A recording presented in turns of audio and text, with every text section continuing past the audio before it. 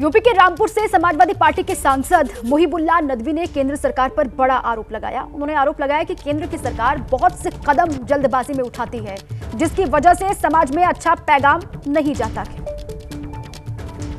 तो केंद्र की सरकार पर यह हमला है मुहिबुल्लाह नदवी की तरफ से।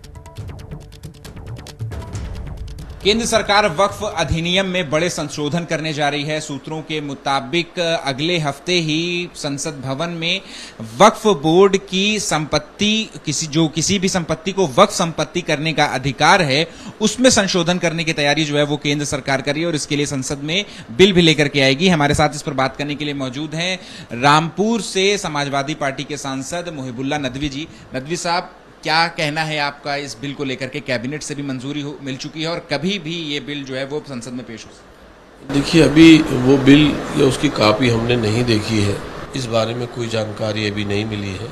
लेकिन हम इतना कहना चाहेंगे कि सरकार बहुत से कदम जल्दबाजी में उठाती है, जिसकी वजह से जो है वो समाज में और मुल्क में और दुनिया भर में देश की जो हज़ारों साला गंगा जमनी तहजीब है उसके तई एक अच्छा पैगाम नहीं जाता। और जहाँ तक वक्फ का मामला है तो वक्फ बोर्ड तो वक्फ एक्ट बाय पार्लियामेंट से ही पास हुआ था, लेकिन चूँकि एक बड़ी तादाद जायदादों की मुस्लिम कम्युनिटी के लोगों ने बहुत पहले से, चूँकि एक धर्म का एक बहुत बड़ा एक सब्जेक्ट है, विषय है, तो ये बहुत पहले से चला आ रहा है।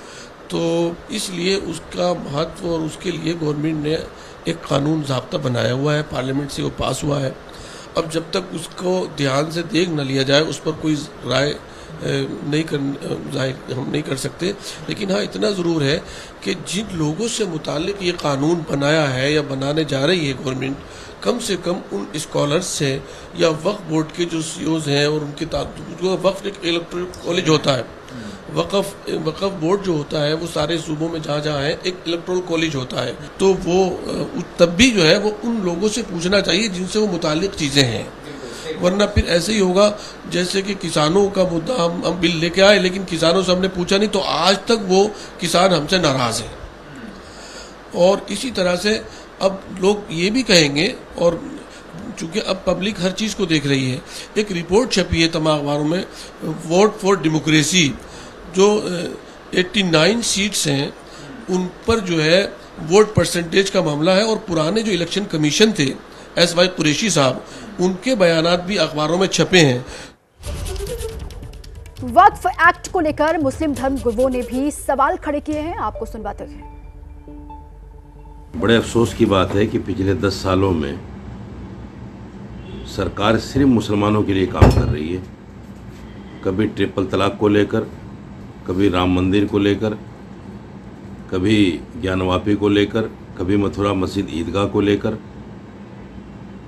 कभी दिल्ली वक्फ बोर्ड को लेकर या वक्फ बोर्ड में संशोधन को लेकर। ये तमाम चीज़ें जो है मुसलमान के लिए हैं। इस सरकार ने उन हिंदुओं के लिए जिन्होंने भर भर के इसको वोट दिया है, कोई बिल ये लेकर नहीं आए। अभी बजट आया, बजट में किसी को कुछ नहीं मिला।